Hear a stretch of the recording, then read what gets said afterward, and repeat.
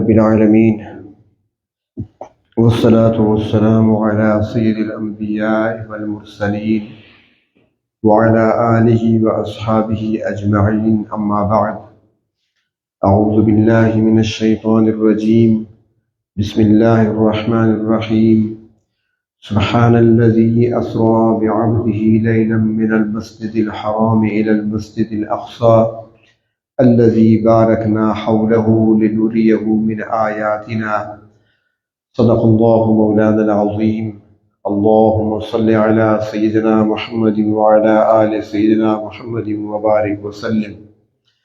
حضرت عیسیٰ علیہ السلام سے تقریباً 1000 سال پہلے حضرت داؤد علیہ السلام جو کہ اللہ تبارک و تعالیٰ کے صاحب کتاب پیغمبر بھی ہیں، اللہ رب العزت نے ان کو بادشاہت بھی عطا فرمائی تھی، دنیاوی لحاظ سے بادشاہ بھی تھے۔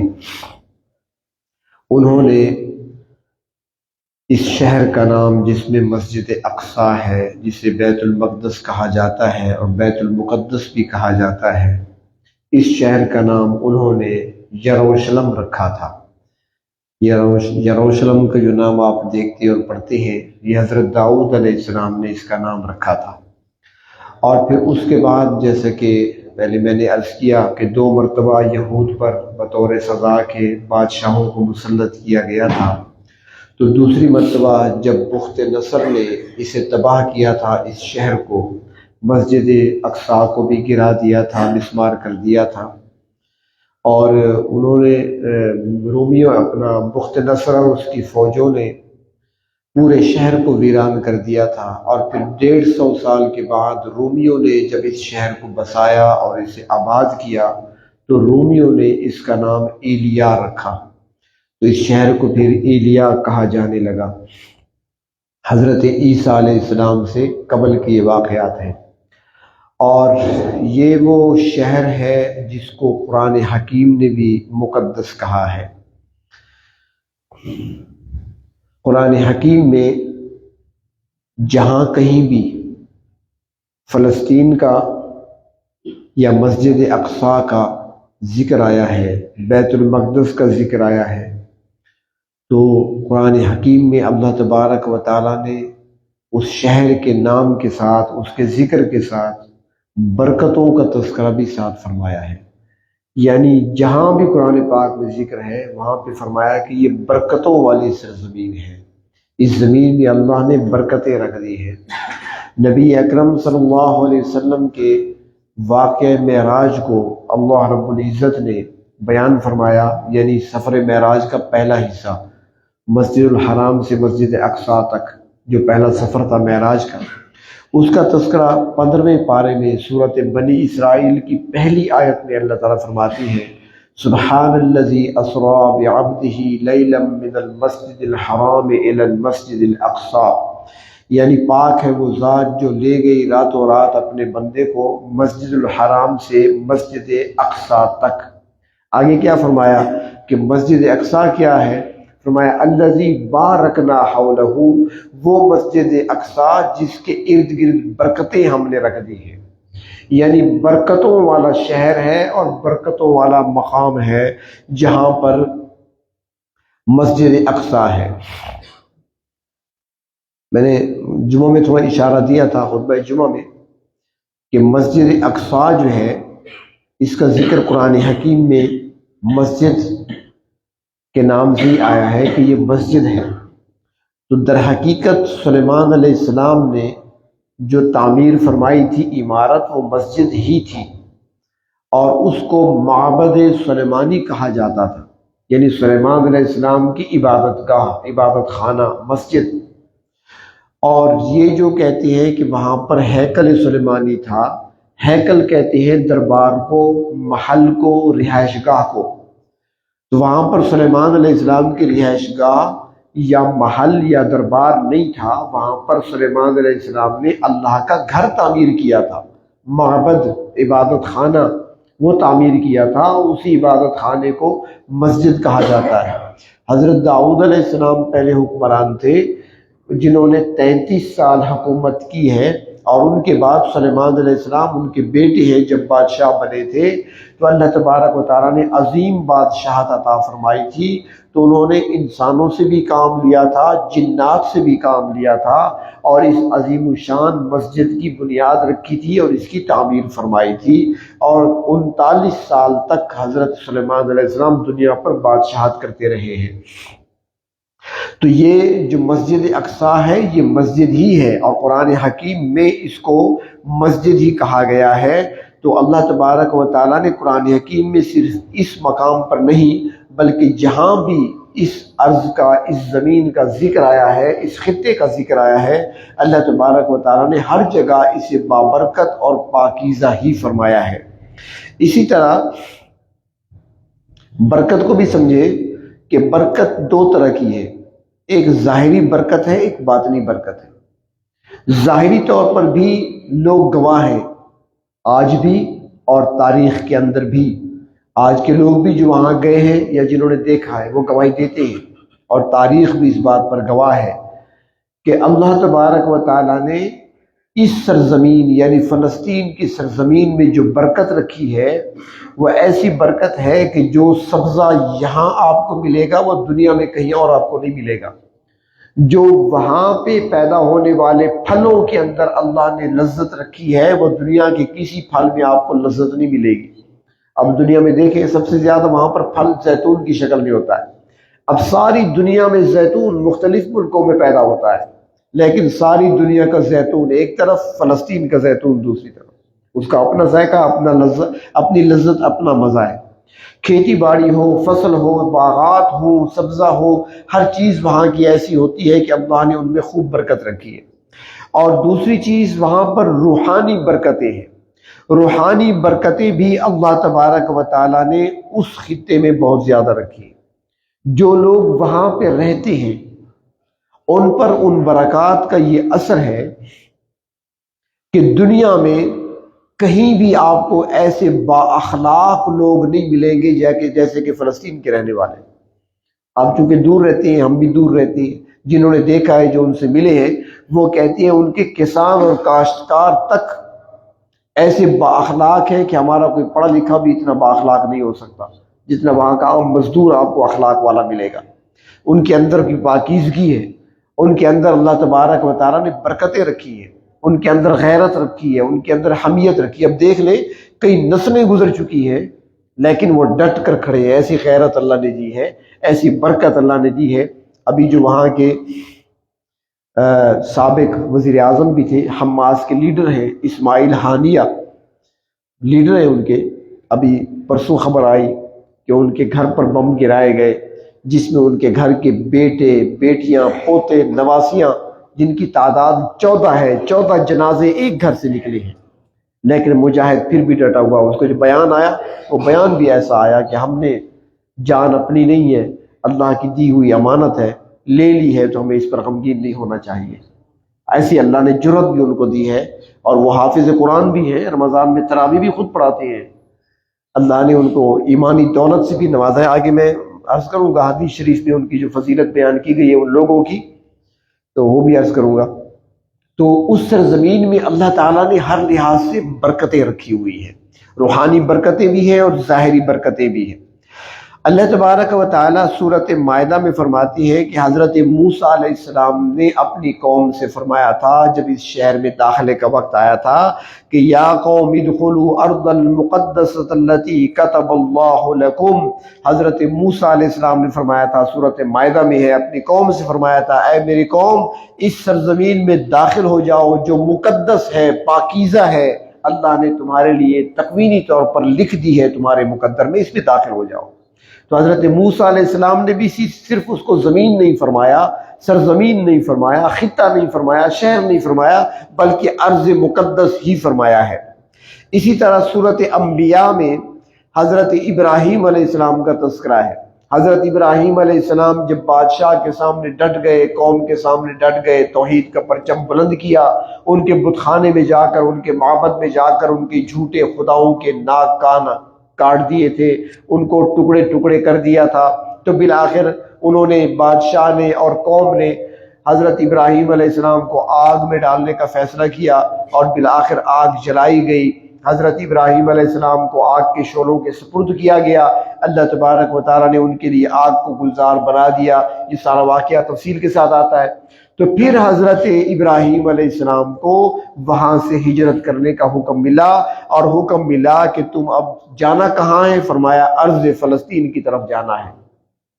تو حضرت ابراہیم علیہ السلام ساتھ اپنے بھتیجے حضرت لوط علیہ السلام کے روانہ ہوئے بابل سے، یا بابل کا شہر جو تھا اس زمانے میں، موجودہ عراق میں بغداد سے کچھ فاصلے پر، تو وہاں سے روانہ ہوئے۔ تو اللہ تبارک و تعالیٰ اسی کا تذکرہ سورۃ انبیاء میں فرماتے ہیں کہ وَنَجَّيْنَاهُ وَلُوطًا إِلَى الْأَرْضِ الَّتِي بَارَكْتَ فِيهَا فرمایا کہ اللہ تبارک و تعالیٰ نے حضرت ابراہیم علیہ السلام کو بھی اور حضرت لوط علیہ السلام کو بھی وہاں سے نجات دی، ان ظالموں سے، نمرود اور اس کے لشکروں سے۔ اور کہاں بھیجا؟ فرمایا کہ ایسی سرزمین کی طرف ان کو بھیجا کہ جس میں اللہ تبارک و تعالیٰ نے برکتیں رکھی ہیں، اور وہ برکتیں کیا صرف ان لوگوں کے لیے؟ فرمایا نہیں، للعالمین، پورے جہان کے لیے برکتیں وہاں پہ رکھی ہیں۔ للعالمین فرمایا ہے، پورے جہان کے لیے برکتیں ہیں وہاں پر، اس مقدس سرزمین پر جس کو فلسطین کہا جاتا ہے۔ حضرت ابراہیم علیہ السلام کو اس طرف ہجرت کرنے کا حکم دیا، تو یہاں بھی برکت والی زمین فرمایا۔ اسی طرح سورۃ انبیاء میں حضرت سلیمان علیہ السلام کا تذکرہ آتا ہے، وہاں بھی اس سرزمین کا ذکر ہے۔ اللہ تبارک و تعالیٰ فرماتی ہے کہ ہم نے ہوا کو حضرت سلیمان علیہ السلام کے تابع کر دیا تھا، ہوا پر ان کا تخت اڑا کرتا تھا، اور جہاں بھی حکم دیتے تھے ہوا ان کے تخت کو لے جاتی تھی۔ تو فرمایا تجری بامرہ الی الارض التي بارکنا فیہا، فرمایا کہ وہ ہوا ان کے حکم سے اڑا کر لے جاتی تھی اس تخت کو، کہاں پر؟ اس سرزمین کی طرف جس میں ہم نے برکتیں رکھی ہیں۔ تو یعنی جہاں بھی قرآن کریم نے ارض فلسطین کا تذکرہ کیا ہے، یا بیت المقدس کا ذکر آیا ہے، یا مسجد اقصیٰ کا ذکر آیا ہے، تو اس کے پاکیزہ ہونے کا اور برکت ہونے والے کا تذکرہ بھی اللہ نے ساتھ فرمایا ہے کہ یہ عام زمین نہیں ہے، بلکہ وہ زمین ہے جس میں اللہ تبارک و تعالیٰ نے برکتیں رکھ دی ہیں۔ اسی طرح حدیث شریف میں آتا ہے، ایک مشہور صحابی ہیں حضرت زید بن ثابت انصاری رضی اللہ تعالیٰ عنہ۔ یہ وہ صحابی ہیں جو کاتبین وحی ہوا کرتے تھے۔ قرآن حکیم کی جب آیات نازل ہوتی تھیں تو نبی اکرم صلی اللہ علیہ وسلم نے چند افراد کی ڈیوٹی لگائی ہوئی تھی کہ وہ قرآن پاک کی آیات کو لکھ لیا کریں۔ تو سب سے پہلے لکھنے والے، اور بعد میں پھر جو کمیٹی بنائی گئی تھی قرآن کریم کو جمع کرنے کی، اس کمیٹی کا چیئرمین بھی انہی زید بن ثابت انصاری کو بنایا گیا تھا۔ وہ زید بن ثابت انصاری فرماتے ہیں، ان سے روایت ہے کہ ایک مرتبہ نبی اکرم صلی اللہ علیہ وسلم بیٹھے ہوئے تھے، آپ نے فرمایا یا طوبیٰ للشام، یا طوبیٰ للشام، اے شام تیرے لیے مبارک ہے، اے شام تیرے لیے برکتیں ہیں۔ تو فرماتی ہیں کہ یہ خوشخبریاں، یہ بشارتیں شام کے لیے کیوں ہو رہی ہیں؟ تو عرض کرتے ہیں اللہ کے محبوب، یہ شام کے لیے کون سی خوشخبری ہے جو آپ ارشاد فرما رہے ہیں؟ آپ نے فرمایا کہ میں نے دیکھا اللہ کے فرشتوں کو کہ اپنے پروں سے شام کو چھپایا ہوا ہے، اپنے پر پھیلا رکھے ہیں شام پر، تو اس لیے میں نے دیکھا تو میں نے کہا خوش قسمتی ہے، مقدر ہے شام کے، مبارک ہے شام، برکتیں ہیں شام کے لیے، کیونکہ فلسطین اس زمانے میں شام کا حصہ ہوا کرتا تھا، یہ سارا ملک شام ہی کہلاتا تھا، بعد میں اس کو الگ کر دیا گیا۔ اور ایک اور حدیث شریف میں آتا ہے، بڑی عجیب عجیب روایات ہیں، ہم نے سمجھا ہی نہیں ہے کہ ہمارا رشتہ کیا ہے مسجد اقصیٰ کے ساتھ، اس بات کو سمجھیں۔ حدیث شریف میں آتا ہے، نبی اکرم صلی اللہ علیہ وسلم فرماتے ہیں اگر کسی شخص کو ارض فلسطین پر، فلسطین کی سرزمین میں ٹکڑا زمین کا چھوٹا سا، اتنا ٹکڑا اگر اس کو مل سکتا ہے کہ جہاں سے وہ مسجد اقصیٰ کو دیکھ سکے، تو فرمایا وہ ٹکڑا ضرور لے اور وہیں بیٹھ کر مسجد اقصیٰ کا دیدار کیا کرے، وہاں سے زیارت کیا کرے، دیدار کیا کرے مسجد اقصیٰ کا۔ اتنی بابرکت سرزمین اور اتنی بابرکت مسجد ہے جس کو آج ہم بھول بیٹھے ہیں۔ اور چونکہ اس مسجد کو حضرت سلیمان علیہ السلام نے تعمیر کیا تھا۔ یہاں پر یہ بھی عرض کروں، ایک صحابی ہیں حضرت ابو ذر رضی اللہ تعالیٰ عنہ، انہوں نے ایک مرتبہ پوچھا تھا، یا رسول اللہ صلی اللہ علیہ وسلم، اس دھرتی پر، اس زمین پر سب سے پہلی مسجد، سب سے پہلے اللہ کا گھر کون سا بنایا گیا؟ تو اللہ کے محبوب نے فرمایا کہ سب سے پہلے بیت اللہ کی تعمیر ہوئی ہے، مکہ مکرمہ میں بیت اللہ جو ہے سب سے پہلے اللہ کا گھر یہ بنایا گیا۔ پھر انہوں نے سوال کیا، یہ حدیث بخاری شریف میں حدیث موجود ہے، تو پھر سوال کیا حضرت ابو ذر نے کہ اس کے بعد کون سی مسجد بنائی گئی؟ تو آپ نے ارشاد فرمایا کہ اس کے بعد جو مسجد بنائی گئی ہے وہ مسجد اقصیٰ ہے۔ پھر پوچھا انہوں نے کہ ان دونوں مسجدوں کی تعمیر میں کتنے سال کا وقفہ ہے؟ آپ نے فرمایا کہ 40 سال کا وقفہ ہے۔ سب سے پہلے بیت اللہ کی تعمیر ہوئی، اس کے بعد مسجد اقصیٰ کی تعمیر ہوئی۔ تو اب حضرت سلیمان علیہ السلام نے جب بنایا اسے مسجد کو، تو ہم کہہ سکتے ہیں کہ تعمیر نہیں ہوئی ہے، بلکہ اس کو دوبارہ اس کی مرمت کی گئی، دوبارہ بنایا گیا۔ مسجد پہلے سے تھی، تجدید اس کی ہوئی ہے۔ جیسے حضرت ابراہیم علیہ السلام نے بیت اللہ کو بنایا، بیت اللہ تو پہلے سے تھا، لیکن طوفان نوح کے اندر وہ مٹی میں چھپ گیا تھا، اوپر ایک ڈھیر لگ گیا تھا، مٹی کا ٹیلا سا بن گیا تھا۔ حضرت ابراہیم علیہ السلام کو حکم ملا کہ تجدید کریں، دوبارہ اس کو تعمیر کریں، تو حضرت ابراہیم علیہ السلام نے اسماعیل علیہ السلام کے ساتھ مل کر دوبارہ بیت اللہ کی تعمیر فرمائی تھی۔ تو اس طریقے سے حضرت سلیمان علیہ السلام نے بھی تجدیدی تعمیر فرمائی بیت اللہ کی، مسجد اقصیٰ کی۔ جب حضرت سلیمان علیہ السلام تعمیر کر چکے تو انہوں نے وہاں پر 3 دعائیں کی ہیں، 3 دعائیں، بڑی قیمتی دعائیں۔ حضرت ابراہیم علیہ السلام نے بھی بیت اللہ جب تعمیر کر لیا تھا تو اس کے بعد دعائیں مانگی تھی۔ حضرت اسماعیل آمین کہتے تھے، کئی مرتبہ آپ سن چکے ہیں، اسی کے اندر ہے ربنا وبعث فیہم رسولا منہم یتلو علیہم آیاتک، یہ بھی دعا بھی اسی میں شامل تھی۔ تو انہوں نے بھی دعائیں کی تھی۔ تو حضرت سلیمان علیہ السلام نے بھی جب تعمیر کر لی مکمل مسجد اقصیٰ کی تو 3 دعائیں کی۔ پہلی دعا یہ کی کہ اے میرے پروردگار، میری زبان پر حق کو جاری فرما، میرے دل کے اندر حق ڈال دے، یعنی میں جو فیصلہ بھی کروں وہ حق کا فیصلہ ہو، کیونکہ فیصلے بھی کیا کرتے تھے، بادشاہ بھی تھے۔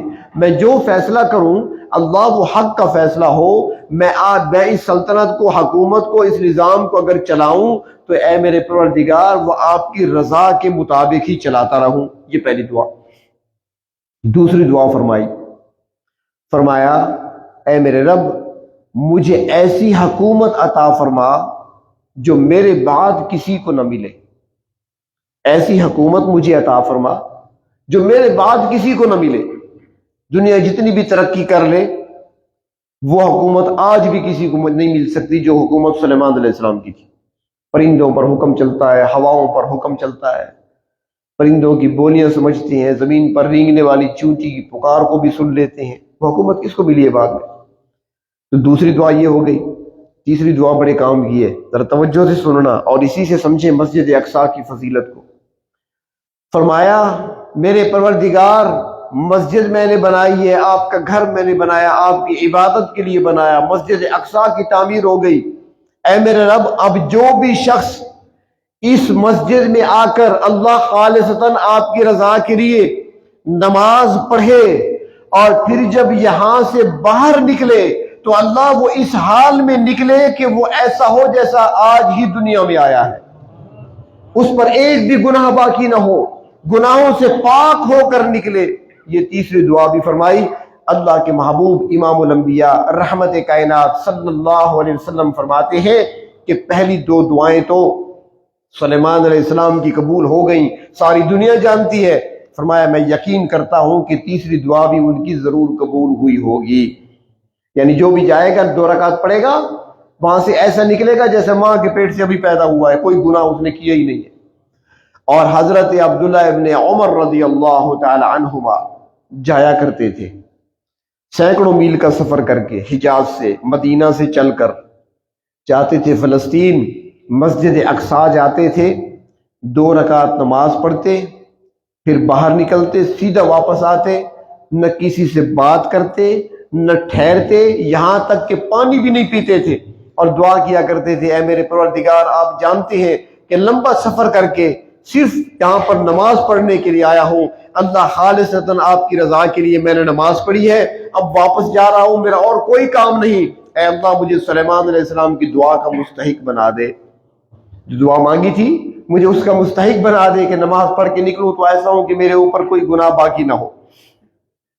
ایک اور حدیث شریف میں آتا ہے، حضرت ابو درداء رضی اللہ تعالیٰ عنہ مشہور صحابی ہیں، وہ فرماتے ہیں کہ جب دنیا میں فتنے پھیل جائیں گے، نبی اکرم صلی اللہ علیہ وسلم نے ارشاد فرمایا جب دنیا میں فتنے پھیل جائیں گے، ہر طرف فتنہ ہی فتنہ ہوگا، تو فرمایا کہ اس وقت ایمان ملک شام میں ہوگا، اس وقت کمال کا ایمان وہ ملک شام کے اندر ہوگا، اور وہاں پر ایمان کو لوگ محفوظ رکھے ہوئے ہوں گے۔ آج دیکھ لیں فتنوں کا شکار ہیں ہم سارے، ہر طرف فتنے ہی فتنے ہیں۔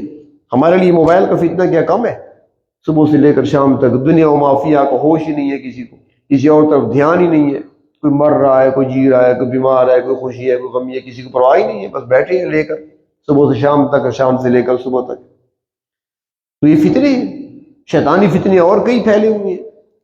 تو فرمایا کہ جب فتنے عام ہوں گے تو اس زمانے میں اگر کامل ایمان کسی کا ہوگا تو پھر وہ ملک شام پہ ہوگا۔ آج دیکھ لیں وہاں پر آپ کو موبائل پر کھیلتے ہوئے بندے نظر نہیں آئیں گے، بلکہ بندوق کے ہاتھ میں لے کر جہاد کرتے ہوئے نظر آئیں گے۔ وہاں پر مجاہدین کو دیکھ لیں، ان کی ایمان کو دیکھیں، ان کے اخلاق کو دیکھیں، ان کا کردار دیکھیں، ان کی پاکیزگی دیکھیں، ان کے بلند حوصلے دیکھیں، ان کی جرت دیکھیں۔ گھر میں سے سب کے جنازے اٹھ رہے ہیں لیکن مجاہد میدان میں پھر بھی کھڑا ہے۔ ابھی میں وہ دیکھ رہا تھا، مفتی صاحب مجھے دکھا رہے تھے کہ کچھ رو رہے تھے لوگ، وہ ان کو تسلی دے رہا تھا۔ جو تسلی دے رہا ہے وہ خود اپنے گھر کے سارے جنازے اٹھا چکا ہے، وہ ان کو تسلی دے رہا ہے کہ مردوں کا کام رونا نہیں ہوتا، آپ کیوں رو رہے ہیں؟ ہم پیدا ہی مرنے کے لیے ہوئے ہیں، ہم نے رہنا تھوڑا ہے، جب تک وقت ہے ہم زندہ ہے، وقت پورا ہوگا ہم چلے جائیں گے، رونا کیسا ہے آپ کا؟ روئے نہیں، اٹھے کام کریں، ہم نے جہاد کرنا ہے۔ تو یہ جرت، یہ حوصلے، یہ ایمانی جذبے اللہ کے نبی نے پہلے سے بتا دیا تھا کہ سارے کے سارے وہیں پر ان لوگوں میں آپ کو ملیں گے کامل ایمان والے لوگ۔ اور ایک اور حدیث بھی ہے، ایک اور صحابی ہیں حضرت حولہ، ازدی جن کو کہا جاتا ہے، عزت قبیلہ تھا ان کا۔ تو حضرت حولہ نبی اکرم صلی اللہ علیہ وسلم کے پاس بیٹھے ہیں اور آپ صلی اللہ علیہ وسلم ان کے سامنے گفتگو فرما رہے ہیں۔ دوران گفتگو آپ نے فرمایا، احوال بیان فرما رہے تھے، دوران گفتگو فرمایا، اے حولہ، جب دیکھنا کہ خلافت سمٹ کر بیت المقدس کی طرف آ گئی ہے، جب خلافت سمٹ کر، خلافت اسلامی جب دیکھنا کہ وہ سمٹ کر بیت المقدس کی طرف آ گئی، اور اب ایسا ہے تقریباً ساری سمٹ کر وہیں جا پہنچی ہے، بس وہ پٹی کے اندر ہے جس کو غزہ کہا جاتا ہے، چھوٹی سی پٹی میں۔ تو فرمایا کہ جب سمٹ کر یہاں آ گئی ہے اسلامی خلافت، تو فرمایا کہ پھر سمجھ جانا کہ زلزلوں کا وقت ہے، آزمائشوں کا وقت ہے، زمین کو ہلائے جانے کا وقت ہے، پھر ابتلائیں ہوں گی، آزمائشیں ہوں گی، زلزلے آئیں گے، طوفان آئیں گے۔ فرمایا کہ بھی سمجھ لینا، تو گویا بتا دیا کہ آخر زمانے میں سمٹ کر لوگ وہاں پہ جمع ہو جائیں گے۔ یہ وہ سرزمین ہے، حضرت موسیٰ علیہ السلام بنی اسرائیل کے ساتھ تھے، وادی تیہ کے اندر تھے، اللہ تعالیٰ نے فرمایا تھا قوم کو لے آؤ جہاد کریں، فلسطین کی سرزمین دے دوں گا، فتح میں دوں گا، آئیں تو صحیح، میدان میں تو آئیں۔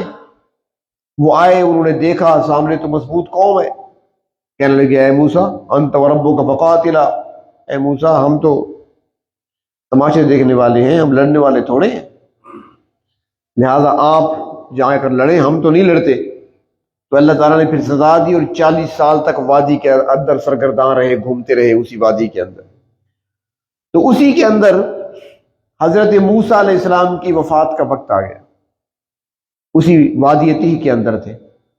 تو حضرت موسیٰ علیہ السلام نے دعا فرمائی، اے پروردگار وقت وفات مجھے ارض مقدس کے قریب کر دینا، یعنی موت کے وقت مجھے ارض مقدس کی جو پاکیزہ ملک ہے، پاکیزہ سرزمین ہے، جہاں مسجد اقصی ہے جو بیت المقدس ہے، مجھے اس کے قریب کر دینا۔ چنانچہ حضرت موسیٰ علیہ السلام کی وفات بیت المقدس کے قریب ہوئی ہے، وہاں سے آئے تھے، ایک ٹیلا تھا اس پر آ گئے تھے، وہیں پر وفات ہوئی ہے، اور اس ٹیلے پر ہی ان کی قبر بنی ہے۔ اور نبی اکرم صلی اللہ علیہ وسلم نے یہ بھی ارشاد فرمایا، آپ صلی اللہ علیہ وسلم کی احادیث کو دیکھیں نا، سارا منظر آپ کے سامنے گھوم جائے گا آنکھوں کے سامنے۔ آپ نے ارشاد فرمایا کہ ایک جماعت ہمیشہ حق پر قائم رہے گی، میری امت میں سے ایک جماعت، ایک گروہ ہمیشہ حق پر قائم رہے گا، اور وہ اللہ کی طرف سے غالب اور منصور رہے گا، ان کی مدد بھی ہوتی رہے گی اور وہ غالب بھی رہیں گے۔ اور فرمایا کہ ان کی مثال کیا ہوگی؟ اللہ کے نبی نے فرمایا ان کی مثال ایسی ہوگی جیسے کھانے والوں کے درمیان میں کھانے کا برتن رکھا ہوتا ہے، یوں سمجھے ہمارے ہاں صحبت کا تھال، سارے بیٹھے ہیں چاروں طرف اس کو کھانے کے لیے۔ فرمایا وہ ایک جماعت حق پر رہنے والی ایسی ہوگی کہ اس کی مثال یہ ہے جیسے کھانے والوں کے درمیان کھانے کا برتن رکھا ہو۔ آج دیکھ لیں چاروں طرف امریکہ، اسرائیل، روس، اور یہ ساری جتنی قوتیں ہیں کفریہ ساری گرد جمع ہیں، بیچ میں غزہ کی چھوٹی سی پٹی ہے کھانے والے برتن کی طرح، باقی سارے جمع ہیں۔ اور اللہ کے نبی صلی اللہ علیہ وسلم نے ارشاد فرمایا کہ جب یہ ساری دنیا، یہ سارا کفر ان پر ٹوٹ پڑے گا تو پھر ایک وقت آئے گا کہ اللہ تبارک و تعالیٰ اس چھوٹی سی جماعت کو غلبہ عطا فرمائیں گے۔ یہ انشاءاللہ تفصیلی گفتگو ہے، یہ چلتی رہے گی قسط وار، جس طرح ہماری چل رہی ہے اس طرح چلتی رہے گی۔ تو میں آخر میں ایک دو فضیلتیں، ایک دو حدیثیں اور سنا کر اپنی بات کو مکمل کرتا ہوں، تاکہ پتہ چلے کہ ہمارا رشتہ بیت المقدس کے ساتھ کیا ہے، مسجد اقصی کے ساتھ کیا ہے، اور یہ کیسا فضیلت والا مقام ہے۔ حضرت حذیفہ بن یمان جسے کہتے ہیں، یہ مشہور صحابی ہیں جن کو رازدار پیغمبر بھی کہا جاتا ہے۔ نبی اکرم صلی اللہ علیہ وسلم نے بہت سی راز کی باتیں ان کو بتائی تھی، یہاں تک کہ جو مدینہ میں منافقین تھے ان کے نام بھی آپ نے حضرت حذیفہ ہی کو بتائے تھے۔ تو انہی حضرت حذیفہ سے روایت ہے، وہ فرماتے ہیں کہ نبی اکرم صلی اللہ علیہ وسلم نے مجھ سے فرمایا کہ 3 مساجد ہیں جن کا اعتکاف کمال کا ہوتا ہے اور اعلیٰ درجے کا ہوتا ہے۔ اعتکاف اگر کرنا ہو تو 3 مساجد ایسی ہیں جن میں کامل اعتکاف ہوتا ہے۔ میں نے پوچھا وہ 3 کون سی؟ فرمایا پہلی مسجد الحرام، دوسری میری مسجد مسجد نبوی، اور تیسری مسجد اقصی۔ یہ 3 مساجد ہیں جن میں اعتکاف کرنے والا اعتکاف کا کمال حاصل کر لیتا ہے اور پورا اجر و ثواب حاصل کر لیتا ہے۔ اور احادیث مبارکہ میں آتا ہے کہ مسجد اقصی وہ مسجد ہے جس میں ایک نماز پڑھنا باقی مساجد میں نماز پڑھنے سے 1000 گنا زیادہ ثواب رکھتی ہے۔ یعنی وہاں پر ایک نماز پڑھنا جیسے کسی اور جگہ آپ نے 1000 نمازیں پڑھی ہوں، 1000 نمازوں کے برابر اجر و ثواب اللہ تعالیٰ ایک نماز پر عطا فرماتے ہیں۔ اور حدیث شریف آپ کو آخری سنا کر بات کو مکمل کروں گا۔ حضرت میمونہ فرماتی ہیں کہ انہوں نے نبی اکرم صلی اللہ علیہ وسلم سے بیت المقدس کے بارے میں پوچھا، مسجد اقصی کے بارے میں پوچھا، تو نبی اکرم صلی اللہ علیہ وسلم نے ارشاد فرمایا کہ وہاں جایا کرو اور وہاں جا کر نمازیں پڑھا کرو۔ مسجد اقصی جس کو موقع ملے وہ وہاں جایا کرے، جا کر نماز پڑھا کرے، اجر و ثواب ہے۔ انہوں نے عرض کیا کہ اگر ہم وہاں نہ جا سکیں، یہ جملہ میرا سمجھنا، یہ ساری بات کا خلاصہ اسی میں آ گیا انشاءاللہ۔ عرض کیا یا رسول اللہ صلی اللہ علیہ وسلم اگر ہم نہ جا سکے تو پھر؟ تو فرمایا کہ وہاں مسجد اقصی میں جلنے والے چراغوں کے لیے تیل بھیج دیا کرو۔ جا نہیں سکتے نا، تو وہاں جو چراغ جلتے ہیں، جو روشنی ہوتی ہے، وہ کون سی روشنی ہے آج کل؟ مجاہدین کی روشنی ہے نا، یہی چراغ جلیں گے تو روشنی ہوگی۔ تو بہر طور فرمایا ان چراغوں کے لیے تیل ہی بھیج دیا کرو۔ اس لیے اگر خود ہم نہیں جا سکتے وہاں تو ہم وہاں پر ان کا مالی تعاون کر سکتے ہیں. اشارہ دے دیا، بتا دیا کہ مالی تعاون کر سکتے ہیں، دعاؤں کے ذریعے سے تعاون کر سکتے ہیں. جتنا بھی کوئی ذریعہ مل جائے، جتنا ہم بھیج سکیں ان کی خدمت میں بھیج دیا کریں. ہمارے لیے وہ نجات کا ذریعہ بھی بنے گا اور اجر و ثواب کے حصول کا ذریعہ بھی بنے گا. الحمدللہ رب العالمین.